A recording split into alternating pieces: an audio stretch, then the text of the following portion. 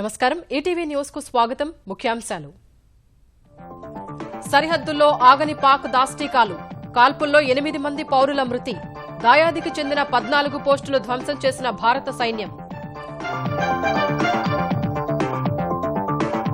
పేదరిక నిర్మూలన కోసం కలిసికట్టుగా సాగుదామని రాష్ట్రాలకు ప్రధాని పిలుపు నైపుణ్యాభివృద్ధి సరైన మార్గమని ఛత్తీస్గఢ్ పర్యటనలో వెల్లడి మహిళాభ్యున్నతితోనే అభివృద్ధి సాధ్యమన్న చంద్రబాబు ఆంధ్రప్రదేశ్లో ప్రారంభమైన జన చైతన్య యాత్రలు తెలుగుదేశం సభ్యత్వ నమోదు ప్రణాళికాబద్ద కృషి వల్లే వ్యాపారానుకూల వాతావరణం సాధ్యమైందన్న తెలుగు రాష్ట్రాలు ఇక ఖర్చులు తగ్గించడంపై దృష్టి పెడతామన్న కేటీఆర్ సచివాలయం కూల్చివేతకు కారణాలపై 10 రోజుల్లో నివేదిక ఇవ్వాలన్న హైకోర్టు తదుపరి విచారణ వరకు కోల్చొద్దని తెరాస సర్కారుకు ఆదేశాలు పనామా పత్రాల కేసులో పాక్ ప్రధాని నవాజ్ షరీఫ్ కు గట్టెదురు దెబ్బ సమగ్ర విచారణకు జ్యుడిషియల్ కమిషన్ ఏర్పాటు చేసిన సుప్రీంకోర్టు అమెరికా అధ్యక్ష ఎన్నికల్లో అనూహ్యంగా మారుతున్న ఆధిక్యాలు జనాదరణలో తొలిసారి హిల్లరీపై పైచేయి సాధించిన ట్రంప్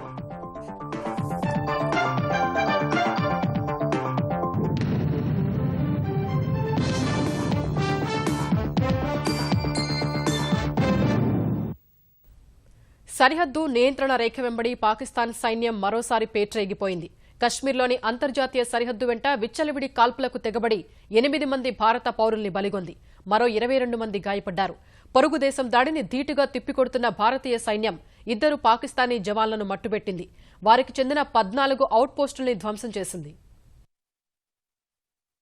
పాక్ ఆక్రమిత కశ్మీర్లోని ఉగ్రస్థావరాలపై భారత సైన్యం లక్షిత దాడుల తర్వాత సరిహద్దులో నిత్యం కవ్వింపు చర్యలకు పాల్పడుతున్న పొరుగుదేశ సైన్యం ఇవాళ మరింత రెచ్చిపోయింది జమ్మూ కశ్మీర్లోని అంతర్జాతీయ సరిహద్దు వెంట ఉదయం నుంచి విచక్షణారహితంగా దాడులకు దిగుతోంది సాంబా జమ్మూ జిల్లాల్లోని వేర్వేరు సెక్టార్లలో తేలికపాటి ఆయుధాలు మోటార్లతో దాడులు చేసిన పాక్ జవాన్లు తర్వాత భారత సైనిక శిబిరాలు సాధారణ పౌరుల నివాసాలే లక్ష్యంగా కాల్పుల్ని తీవ్రతరం చేశారు సాంబా జిల్లా రామఘడ్ సెక్టార్లో పాక్ సైన్యం జరిపిన దాడిలో 5 స్థానికులు మరణించగా మరో 9 మంది గాయపడ్డారు మోటార్ దాడితో భయాందోళనకు గురై మరో వ్యక్తి ప్రాణాలు కోల్పోయాడు రాజౌరి జిల్లా మాంజాకోట్లోని పంజగ్రియన్కు చెందిన మరో 2 మహిళలు పాక్ సైన్యం కాల్పులకు బలయ్యారు నౌషరా సెక్టార్ సహా పూంచ్ జిల్లా మెందార్ పట్టణానికి చెందిన మరికొందరు గాయపడ్డారు పాక్ సైన్యం దాడిని భారతీయ జవాన్లు సమర్థంగా తిప్పికొడుతున్నారు పాక్ సైన్యం వరుస దాడుల నేపథ్యంలో సరిహద్దు వాసులు తీవ్ర భయాందోళనకు గురవుతున్నారు ముందు జాగ్రత్త చర్యలు చేపట్టిన జమ్మూ కశ్మీర్ ప్రభుత్వం అంతర్జాతీయ సరిహద్దు నియంత్రణ రేఖకు సమీపంలో ఉన్న 174 విద్యాసంస్థలకు సెలవు ప్రకటించింది కేంద్ర హోంమంత్రి రాజ్నాథ్ సింగ్ ను కలిసిన జమ్మూ కశ్మీర్ గవర్నర్ ఎన్ఎన్ వోరా రాష్ట్రంలోని తాజా పరిస్థితుల్ని వివరించారు పాక్ సైన్యం దాడుల్లో సాధారణ పౌరులు మృతి చెందడంపై కశ్మీర్ ముఖ్యమంత్రి మెహబూబా ముఫ్తీ తీవ్ర దిగ్భ్రాంతి వ్యక్తం చేశారు పరిస్థితిని చక్కదిద్దేందుకు 2 దేశాల ప్రభుత్వాలు చర్యలు చేపట్టాలని విజ్ఞప్తి చేశారు మరోవైపు భారత సైన్యమే సరిహద్దుల్లో కవ్వింపు చర్యలకు పాల్పడుతోందని ఆరోపించిన పాకిస్తాన్ సర్కారు భారత జవాన్ల కాల్పులో తమ పౌరులు 6 చనిపోయారంటూ అక్కడి భారత రాయబారిని పిలిపించి నిరసన తెలిపింది ప్రగతి రథాన్ని పరుగులు పెట్టించేందుకు యువతలో నైపుణ్యాలు మెరుగుపర్చాల్సిన అవసరం ఉందని ప్రధాని నరేంద్ర మోదీ అభిప్రాయపడ్డారు బడుగుల్ని సాధికారుల్ని చేయడం ద్వారా దేశంలో పేదరికాన్ని పారదోలేందుకు కేంద్ర ప్రభుత్వం కృషి చేస్తోందని ఛత్తీస్గఢ్ 16వ ఆవిర్భావ దినోత్సవంలో పేర్కొన్నారు అన్ని సమస్యలకు అభివృద్దే ఏకైక పరిష్కారమన్న ప్రధాని అన్ని రాష్ట్రాలతో కలిసి పనిచేసేందుకు కేంద్రం సిద్ధంగా ఉందని స్పష్టం చేశారు ఛత్తీస్గఢ్ 16వ ఆవిర్భావ దినోత్సవంలో భాగంగా నయా రాయ్పూర్లో ఏర్పాటు చేసిన కార్యక్రమానికి హాజరైన ప్రధాని నరేంద్ర మోదీ జనసంఘ సిద్ధాంతకర్త దీన్ దయాళ్ ఉపాధ్యాయ విగ్రహాన్ని ఆవిష్కరించి పలు అభివృద్ది కార్యక్రమాల్ని ప్రారంభించారు ఎలాంటి వివాదాలకు తావు లేకుండా శాంతియుత వాతావరణంలో ఛత్తీస్గఢ్ ఉత్తరాఖండ్ జార్ఖండ్ను ఏర్పాటు చేసిన ఘనత నాటి ప్రధాని అటల్ బిహారీ వాజ్పేయికే దక్కుతుందని మోదీ కొనియాడారు దేశంలో పేదరిక నిర్మూలనకు కంకణబద్దులమయ్యామని గుర్తు చేసిన ప్రధాని యువతకు నైపుణ్యాభివృద్ధి శిక్షణ ఇస్తే పేదరిక నుంచి వారు బయటపడటమే కాకుండా దేశాభివృద్ధికి ఊతమిస్తారని విశ్వాసం వ్యక్తం చేశారు इस देश में गरीबी को मिटाने के लिए गरीबी से मुक्ति के लिए केंद्र हो राज्य हो हम सब ने मिलकर के गरीबी से मुक्ति का जंग लड़ना है और गरीबी से मुक्ति का मार्ग गरीबी में जिनको जिंदगी गुजारनी पड़ी है उनको सौगातें बांट करके नहीं हो सकता है उनको सामर्थ्यवान बनाने से हो सकता है अगर उससे शिक्षित किया जाए उसे काम करने का अवसर दिया जाए तो सिर्फ वो अपने परिवार की गरीबी हटाएगा ऐसा नहीं वो अड़ोस पड़ोस के भी 2 परिवारों की गरीबी हटाने की ताकत उसमें आ जाती है। और इसलिए एम्पावरमेंट ऑफ पुअर उस दिशा में हमने काम को बल दिया है। ఈ సందర్భంగా సహకార సమాఖ్య స్ఫూర్తి మంత్రాన్ని ప్రధాని మరోసారి గుర్తు చేశారు. देश की सरकार कोऑपरेटिव फेडरलिज्म को लेकर के कोऑपरेटिव कॉम्पिटिटिव फेडरलिज्म को बल देकर के आगे बढ़ रही है। हम चाहते हैं कि राज्यों और राज्यों के बीच में स्पर्धा हो, विकास की स्पर्धा हो, और भारत सरकार इस विकास की यात्रा में जो तेज गति से आगे आना चाहता है, ऐसे सभी राज्यों को किसी भी प्रकार के भेदभाव के बिना हर प्रकार की मदद करने के लिए हमेशा हमेशा प्रतिबद्ध है। అంతకుముందు నయా రాయ్పూర్లో కొత్తగా ఏర్పాటు చేసిన నందన్వన్ జంగిల్ సఫారీ ప్రాజెక్టును సందర్శించిన ప్రధాని అక్కడి పులుల్ని ఫోటోలు తీస్తూ ఆహ్లాదంగా గడిపారు.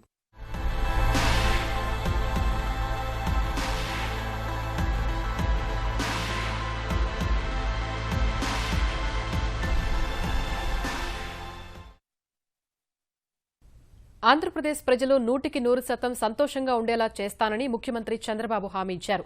పేదరికాన్ని రూపుమాపే పనిని సవాలుగా తీసుకున్నట్లు జనచైతన్య యాత్ర ప్రారంభ కార్యక్రమంలో ప్రకటించారు.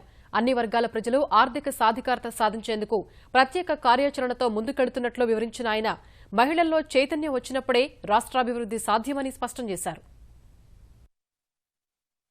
ఆంధ్రప్రదేశ్లో గత 2.5 ఏళ్లుగా అమలు చేస్తున్న సంక్షేమ కార్యక్రమాలను ప్రజల్లోకి విస్తృతంగా తీసుకెళ్లడమే లక్ష్యంగా తెలుగుదేశం పార్టీ చేపట్టిన జన చైతన్య యాత్రను ముఖ్యమంత్రి చంద్రబాబు ప్రకాశం జిల్లా ఒంగోలు నియోజకవర్గం కొప్పోలు గ్రామం నుంచి లాంఛనంగా ప్రారంభించారు. ఒంగోలు నుంచి కొప్పోలు ఎస్సీ కాలనీ వరకు నిర్వహించిన భారీ ర్యాలీలో పాల్గొన్న బాబు అక్కడి చర్చిలో ప్రత్యేక ప్రార్థనలు చేసిన తర్వాత యాత్రను ప్రారంభించారు. తెలుగుదేశం కార్యకర్తల విస్తృత స్థాయి సమావేశంలో పాల్గొన్న చంద్రబాబు ప్రభుత్వం చేపట్టిన సంక్షేమ కార్యక్రమాలను వివరించారు. పేదరికం లేని సమాజాన్ని చూడడమే లక్ష్యమని తెలిపారు. పేదరికం లేని సమాజం చూడాలని నా జీవితాశయంగా ఎంపిక చేసుకున్నాను. ఏ పని చేసినా ఈ పేదవాళ్ళకి చేస్తాను తప్ప ఇంకోటి కాదని చెప్పి కూడా నేను మీకు తెలియజేస్తున్నా. దీంట్లో కూడా 2 విధాలుగా ఆలోచించాను. ఒకటి, మీ పిల్లల్ని బాగా చదివించడం, అవసరమైతే 10-15 లక్షలు ఖర్చు పెట్టి విదేశాలకు కూడా పంపిస్తున్నాను. రెండోది, మీ ఆరోగ్యం. ఎవరికైనా బాగలేకపోతే ఎన్టీఆర్ వైద్య సేవ కింద 2,50,000 ఇస్తున్నాను.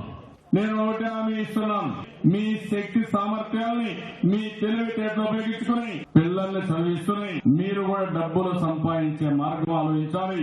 అందుకే సబ్ ప్లాన్స్ ద్వారా నేను ఆర్థిక సహాయం చేసి మిమ్మల్ని అందరినీ పైకి తీసుకొచ్చే బాధ్యత తీసుకున్నాను. ఆడపడుచుల అభ్యున్నతే ధ్యేయమన్న చంద్రబాబు ప్రజల ఆలోచనల్లోనూ మార్పు రావాలని సూచించారు. దీపం కింద 100% కనెక్షన్ ఇచ్చి ఏ ఆడబిడ్డ కూడా కష్టపడకుండా వంట చేసుకునే కార్యక్రమానికి శ్రీకారం చుడతానని చెప్పి కూడా నేను మీకు తెలియజేస్తున్నాను. ఇల్లు అనేది ఒక భద్రత. అందుకే ఇల్లు లేని వారికి ఎవరికైనా సరే ఇల్లు కట్టే కార్యక్రమం చేస్తాను. ఆడబిడ్డల ఆత్మగౌరవం మరుగుదొడ్డి ప్రతి ఒక్క ఇంటికి ఇస్తాం. ఇది మీ డబ్బులు.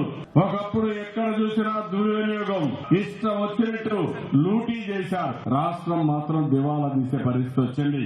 ఈ రోజు మాట్లాడే వ్యక్తుల యొక్క విశ్వసనీయత కూడా మీరు చూసుకోవాల్సిన అవసరం ఉంది.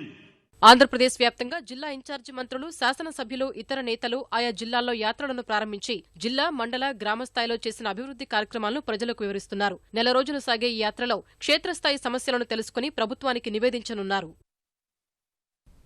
ఆంధ్రప్రదేశ్లో పేదరిక నిర్మూలనకు ముఖ్యమంత్రి చంద్రబాబు 15 సూత్రాల ప్రణాళికను ప్రకటించారు. ఒంగోలులో డ్వాక్రా మహిళలు, అంగన్వాడీలతో ఏర్పాటు చేసిన ముఖాముఖిలో పాల్గొన్న ఆయన డ్వాక్రా మహిళల ఆదాయం నెలకు 10,000 రూపాయలు వచ్చేలా అనేక చర్యలు చేపట్టినట్లు వివరించారు. ఆర్థికంగా మరింత స్థిరపడేందుకు నైపుణ్యం, శక్తి సామర్థ్యాలు పెంచుకోవాలని సూచించిన ఆయన ప్రభుత్వ సహకారం ఉంటుందని భరోసా ఇచ్చారు. నేను ఈ రోజే మీ ముందర ఒక కార్యక్రమాన్ని అనౌన్స్ చేస్తున్నాను. ప్రతి ఒక్క గ్రామంలో పేదరికం పోవాలి, ఆర్థిక అసమానతలు తగ్గాలి. అన్ని గ్రామాలకు కరెంట్ ఇస్తాం. ఎస్సీలకు, ఎస్టీలకు 50 యూనిట్లు ఉచితంగా ఇస్తాం. అన్ని ఇండ్లకు రాబోయే జూన్ 2వ తారీఖు లోపల 100% వంట గ్యాస్ ఇస్తాం. అన్ని గ్రామాలకు మంచినీళ్లు ఇస్తాం. ప్రతి ఒక్క పేదవాడు సొంత ఇంట్లో ఉండే విధంగా ఇండ్లు కట్టించే బాధ్యత ఈ ప్రభుత్వం తీసుకుంటాం. ఈ 15 సూత్రాలు కుటుంబ వికాసం కోసం. తెలుగుదేశం పార్టీ కుటుంబ సభ్యుల సంఖ్యను 1 కోటి మందికి పెంచడమే లక్ష్యంగా ముందుకు సాగాలని కార్యకర్తలు, నేతలకు పార్టీ జాతీయ అధ్యక్షుడు చంద్రబాబు పిలుపునిచ్చారు. కార్యకర్తల ఆర్థిక స్థితిగతులను అర్థం చేసుకుని వారిని ఆదుకోవాలని నేతలకు సూచించిన ఆయన ప్రభుత్వ పథకాలను అడ్డం పెట్టుకుని ఆర్థికంగా బలోపేతం అవుతామంటే కుదరదని స్పష్టం చేశారు. నీతి నిజాయితీలతో డబ్బులు సంపాదించుకునే అవకాశం తెలుగుదేశం పార్టీ కల్పిస్తుందని భరోసా ఇచ్చారు. తెలుగుదేశం పార్టీ సభ్యత్వ నమోదు కార్యక్రమాన్ని జాతీయ అధ్యక్షుడు ఆంధ్రప్రదేశ్ ముఖ్యమంత్రి చంద్రబాబు ఉండవల్లిలోని తన నివాసం నుంచి లాంఛనంగా ప్రారంభించారు. ఉండవల్లి గ్రామ పార్టీ అధ్యక్షుడు కృష్ణకు 100 రూపాయలు చెల్లించి సభ్యత్వాన్ని పునరుద్ధరించుకున్నారు. మండల పార్టీ అధ్యక్షుడు మనోజ్ చంద్రబాబుకు గుర్తింపు కార్డు అందజేశారు. కార్యక్రమంలో ఏపీ, తెలంగాణ రాష్ట్ర పార్టీ అధ్యక్షులు కళా వెంకట్రావు, ఎల్ రమణ, తెదేపా జాతీయ ప్రధాన కార్యదర్శి లోకేష్, పలువురు మంత్రులు, ప్రజా ప్రతినిధులు, ముఖ్యనేతలు పాల్గొనగా పార్టీ సభ్యత్వ నమోదుకు సంబంధించిన వీడియో ప్రత్యేక యాప్ను చంద్రబాబు ప్రారంభించారు. ప్రతి కార్యకర్త సభ్యత్వంపై దృష్టి పెట్టాలని పిలుపునిచ్చిన చంద్రబాబు కార్యకర్తల్ని ఆర్థికంగా బలోపేతం చెయ్యాలని సూచించారు. ప్రభుత్వం నుంచి ఎలాంటి సహకారం లేకుండానే హెరిటేజ్ సంస్థను అభివృద్ధి చేశామన్న చంద్రబాబు కార్యకర్తలు, నేతలు కూడా కష్టపడి ఆర్థికంగా బలోపేతం కావాలన్నారు. పవిత్రమైన ఆశయాల కోసం పనిచేసే దేవాలయంగా ఈ పార్టీ ఉండాల్సిన అవసరం ఉంది. నేను పార్టీని కోరుతున్నా, వాళ్ళందరినీ ఆర్థికంగా పైకొచ్చేట్టుగా ఎంపవర్ చేయాలి. అదే సమయంలో అవినీతి రహిత సమాజం కోసం మీరు పాటుపడాలి. ఆర్థికంగా ఎంపవర్ చేయమంటే కాంట్రాక్టులు డబ్బులు తినేస్తాం, లేకుంటే ఎవరికైనా పెన్షన్ ఇస్తే కొట్టేస్తాం, రేషన్ ఇస్తే రేషన్ కట్ చేసి మేము తింటాం. అది మాత్రం కుదరదు. నేను అందుకని చాలా స్పష్టంగా కోరుతున్నా, సమాజంలో చాలా అవకాశాలున్నాయి. నేను మీకు నైపుణ్యం నేర్పిస్తాను, కెపాసిటీ నేర్పిస్తాను. మీరు కాలరెత్తుకుని తిరిగే విధంగా నీతి నిజాయితీగా డబ్బులు సంపాదించుకునే మార్గాన్ని నేను మీకు చూపిస్తానని చెప్పి కూడా నేను మీకు తెలియజేస్తున్నా. దానికి శ్రీకారం చుట్టాలి. ఎన్నికల మేనిఫెస్టోలో పెట్టిన అంశాల్లో 90% పూర్తి చేస్తామన్న చంద్రబాబు నీతి, నిజాయితీ, మంచి వ్యక్తిత్వం ఉంటే ప్రజలు తెలుగుదేశం పార్టీతోనే ఉంటారని, సభ్యత్వం కోసం ప్రజల్ని ఇబ్బంది పెడుతూ డబ్బులు వసూలు చేస్తే సహించనని హెచ్చరించారు. మరోవైపు గత సభ్యత్వ నమోదు కార్యక్రమాన్ని తన భుజాలపై పెడితే 50 రోజుల్లో 54 లక్షల మందికి సభ్యత్వం కల్పించానని చెప్పిన లోకేష్ ఫలితంగానే తనకు జాతీయ ప్రధాన కార్యదర్శిగా పదోన్నతి లభించిందని తెలిపారు. హైదరాబాద్ మహానగర పాలక సంస్థ పరిధిలో మరో 15,519 2 పడక గదుల ఇళ్ల నిర్మాణానికి తెలంగాణ ప్రభుత్వం అనుమతిచ్చింది. ఈ మేరకు ఇళ్ల నిర్మాణం కోసం పరిపాలనా అనుమతులు మంజూరు చేస్తూ తెలంగాణ పురపాలక శాఖ ఉత్తర్వులు జారీ చేసింది. నగరంలోని 32 ప్రాంతాల్లో ఈ ఇళ్లను 3, 5, 9 అంతస్తులతో నిర్మిస్తారు. 1,298 కోట్ల 95 లక్షల రూపాయల వ్యయంతో ఈ ఇళ్ల నిర్మాణం చేపడతారు.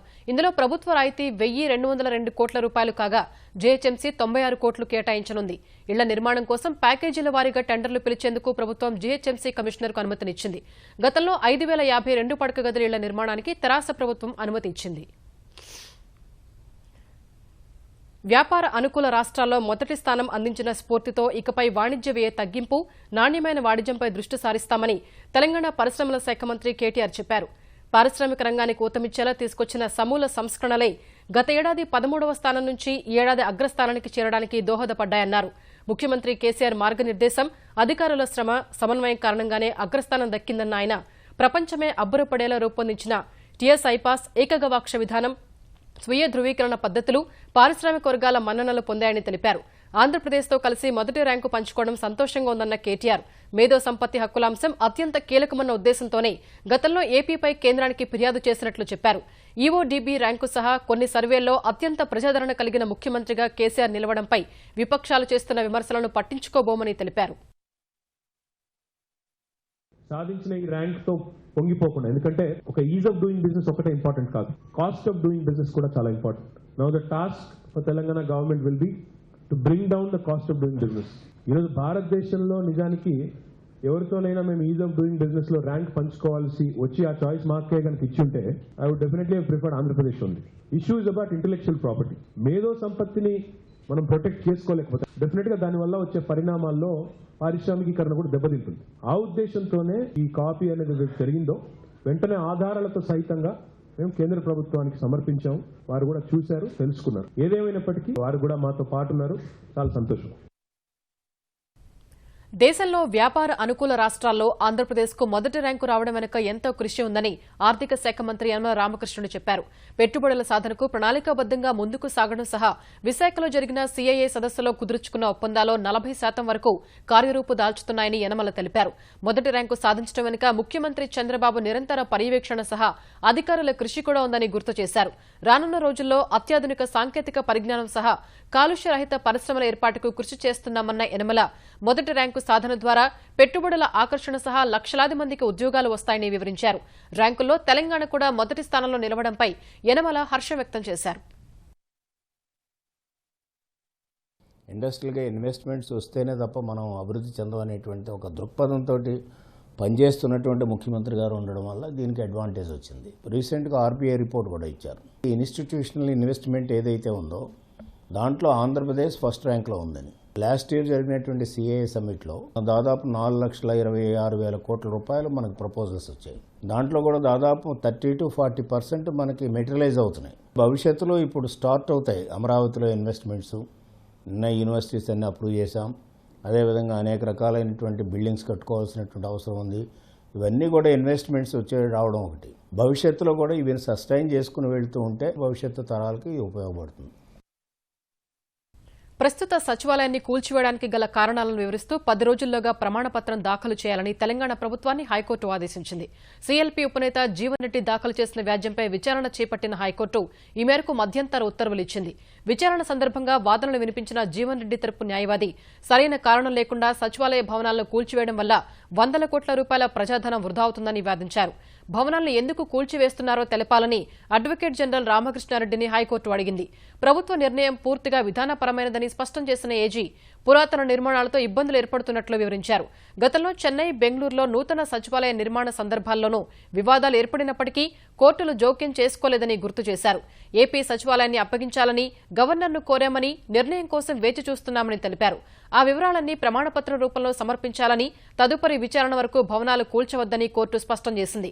తమ పరిధి తమకు తెలుసునని, కార్యనిర్వాహక వ్యవహారాల్లో జోక్యం చేసుకోబోమన్న హైకోర్టు ప్రభుత్వ నిర్ణయం సహేతుకంగానూ ప్రజా ప్రయోజనకరంగానూ ఉండాలని వ్యాఖ్యానించింది.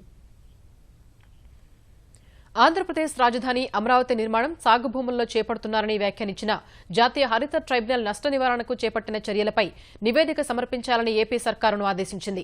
అమరావతి రాజధానికి పర్యావరణ అనుమతులను సవాలు చేస్తూ దాఖలైన పిటిషన్ ఇవాళ జరిగిన విచారణలో గతంలో ఎన్జీటీ ఇచ్చిన ఆదేశాలను ఏపీ ప్రభుత్వం ఉల్లంఘిస్తోందని పిటిషనర్ తరఫు న్యాయవాది వాదించారు. కొండవీటి వాగు దిశను సైతం మళ్లిస్తున్నారని వివరించారు. ద్వీపాల్లో కూడా వాణిజ్య సముదాయాలు నిర్మిస్తున్నారని పేర్కొన్నారు. ఈ వాదనలను తోసిపుచ్చిన ఏపీ తరఫు న్యాయవాది ద్వీపాల్లో పర్యాటక అభివృద్ది ప్రాజెక్టులు మాత్రమే చేపడుతున్నట్టు తెలిపారు. ఈ దశలో అభివృద్దికి తాము వ్యతిరేకం కాదని, ముంపు ప్రాంతంలో రాజధాని నిర్మాణం సహా నదిని ఆక్రమించి నిర్మాణాలు చేపడితే క్రమంగా కృష్ణానది అంతరించిపోతుందన్న పిటిషనర్ పంట భూములు సేకరించి నిర్మాణాలు చేపడుతున్నందున రైతులు జీవనోపాధి కోల్పోతున్నారని వివరించారు. ఈ దశలో పంట భూముల్లో రాజధాని నిర్మాణం చేపడితే నష్ట నివారణకు తీసుకునే చర్యలు తెలపాలని ఆదేశించిన ట్రైబ్యునల్ తదుపరి విచారణ రేపటికి వాయిదా వేసింది. ఆంధ్రప్రదేశ్లో సాగునీటి వినియోగదారుల సంఘాలకు 6 నెలల్లోగా ఎన్నికలు నిర్వహించాలని ప్రభుత్వాన్ని హైకోర్టు ఆదేశించింది. వైకాపా శాసనసభ్యుడు కోన రఘుపతి దాఖలు చేసిన ప్రజా ప్రయోజన వ్యాజ్యంపై ఈ మేరకు ఆదేశాలు జారీ చేసింది. 3వ వంతు కమిటీలకు పదవీకాలం ముగిసి 5 ఏళ్లైనప్పటికీ ప్రభుత్వం ఎన్నికలు జరపకుండా కాలయాపన చేస్తోందని పిటిషనర్ వాదించగా, సాగునీటి సంఘాల నిర్వహణలో మార్పులు తెచ్చేందుకు అధ్యయనం చేశామని, చట్టంలో కొన్ని సవరణలు చేయాలని భావిస్తున్నట్లు ప్రభుత్వం పేర్కొంది. ఇరువైపులా వాదనలు విన్న తర్వాత ఎన్నికల ప్రక్రియ 6 నెలల్లోగా పూర్తి చేయాలని హైకోర్టు ఆదేశించింది. 2019 నాటికి ఆంధ్రప్రదేశ్లో భారతీయ జనతా పార్టీని బలోపేతం చేయడమే లక్ష్యంగా పనిచేస్తున్నట్లు పార్టీ ఏపీ వ్యవహారాల ఇన్ఛార్జ్ సిద్ధార్థనాథ్ సింగ్ తెలిపారు. విజయవాడలో భారతీయ జనతా పార్టీ ఆంధ్రప్రదేశ్ ముఖ్య నేతల భేటీలో పాల్గొన్న ఆయన 19 అంశాలను ప్రాతిపదికగా చేసుకుని పార్టీని పటిష్టం చేసే ప్రణాళికను అమలు చేస్తున్నట్లు వెల్లడించారు. ఆంధ్రప్రదేశ్లో పార్టీ సభ్యత్వాలు 2 లక్షల నుంచి 25 లక్షలకు పెరిగాయన్న సిద్ధార్థనాథ్ సింగ్ పోలింగ్ కేంద్రం స్థాయి నుంచి పార్టీని పటిష్టపరుస్తూ అన్ని వర్గాలకు చేరువ కావాలని సూచించారు. ఆంధ్రప్రదేశ్కు ప్రత్యేక హోదా విషయంలో ఎన్నికలకు ముందు ఇచ్చిన హామీని నెరవేర్చకుండా భారతీయ జనతా పార్టీ, తెలుగుదేశం ప్రజలను మోసం చేస్తున్నాయని ఏపీ కాంగ్రెస్ వ్యవహారాల ఇన్ఛార్జ్ దిగ్విజయ్ సింగ్ విమర్శించారు. ఏపీ కాంగ్రెస్ శాఖ నిర్వహించిన ప్రజా బ్యాలెట్లో 95% మంది ప్రజలు హోదా కోరుకుంటున్నారన్న ఆయన భాజపాతో రాజీపడిన చంద్రబాబు ఆ డిమాండ్నే పక్కన పెట్టారని ఆరోపించారు. ఏపీలో అన్నింటా అవినీతి జరుగుతోందన్న దిగ్విజయ్ తెలుగు రాష్ట్రాల్లో ఎన్నో కంపెనీలు ఉండగా భవనాల నిర్మాణ బాధ్యతలు సింగపూర్ కంపెనీకి అప్పగించాల్సిన అవసరమేంటని దిగ్విజయ్ విజయవాడలో ప్రశ్నించారు. Chandrababu Naidu and Mr.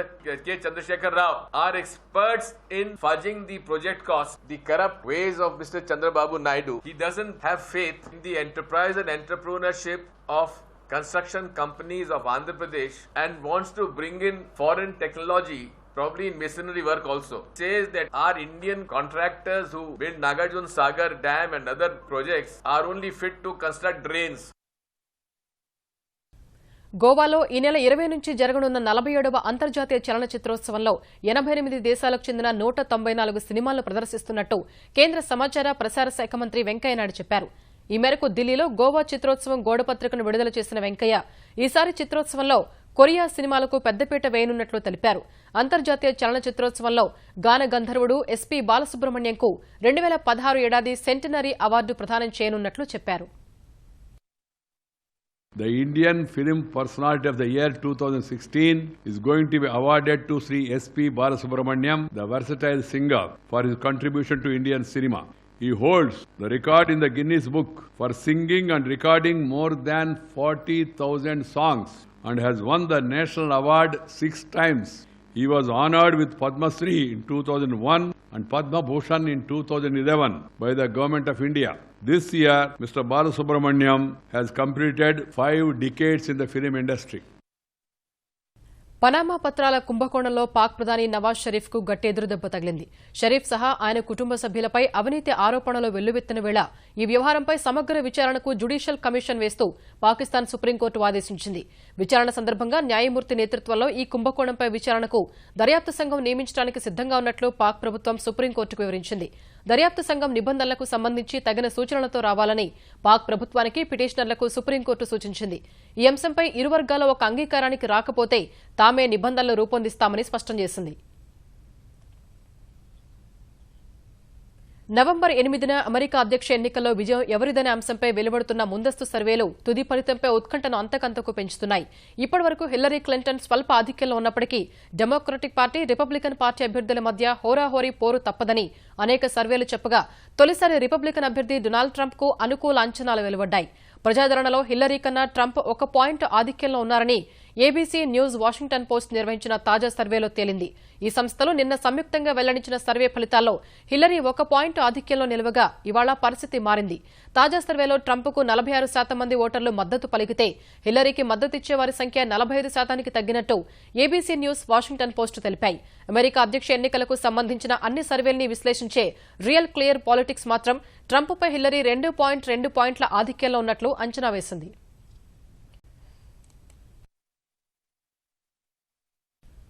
America federal reserve సమావేశం సహా అగ్రరాజ్య అధ్యక్ష ఎన్నికలకు ముందు దేశీయ మదుపర్లు లాభాల స్వీకరణకు దిగిన వేళ స్టాక్ మార్కెట్లు నష్టాల్లో ముగిశాయి. ముహూర్త ట్రేడింగ్ సెషన్లో 11 పాయింట్లు నష్టపోయిన సెన్సెక్స్ ఇవాళ మరో 54 పాయింట్లు కోల్పోయింది. ఉదయం 27,966 వద్ద ప్రారంభమైన సెన్సెక్స్ ఆసియా విపణుల నుంచి వచ్చిన మిశ్రమ సంకేతాలు సహా దేశీయంగా మౌలిక వస్తుల రంగం పుంజుకుందన్న ప్రభుత్వ గణాంకాల నేపథ్యంలో 28,030 పాయింట్ల గరిష్ట స్థాయిని తాకింది. తర్వాత దిగ్గజ సంస్థలకు చెందిన వాటాల్ని పెరిగిన ధరల వద్ద అమ్మేందుకు మదుపర్లు ఆసక్తి చూపగా నష్టాల్లోకి మళ్లిన సూచి 27,846 పాయింట్ల కనిష్ట స్థాయిని తాకింది. చివరకు 27,877 వద్ద స్థిరపడింది. జాతీయ స్టాక్ ఎక్స్చేంజ్ సూచి నిఫ్టీ 1 పాయింట్ నష్టంతో 8,626 వద్ద ముగిసింది. ఈటీవీ న్యూస్ సమాప్తం. నమస్కారం.